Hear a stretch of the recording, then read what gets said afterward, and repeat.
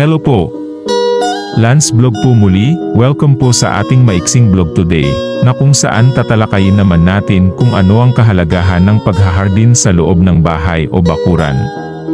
Ang paghahardin sa loob ng bahay ay nakakapagtanggal ng stress, nagpapalakas ng pagkamalikhain, pagiging produktibo, at pagtuon, at nagtataguyod ng pagbawi. Mayroong ilang katibayan na ang mga houseplant ay maaaring positibong makaimpluwensya rin sa kalidad ng hangin sa iyong tahanan.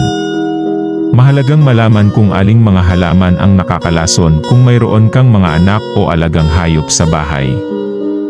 Ang pagtatanim o paglalagay ng halaman sa loob o labas ng bahay ay nagdudulot ng magandang katangian sa pisikal, nag-aambag ang mga ito sa mas malinis, mas malusog na hangin para malanghap natin, kaya nagpapabuti ng ating kagalingan at ginhawa.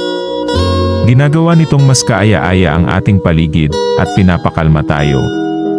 Ang mga panloob na halaman ay nauugnay sa pagbawas ng stress, pagtaas ng pagpaparaya sa sakit, at pinabuting produktibo sa mga tao.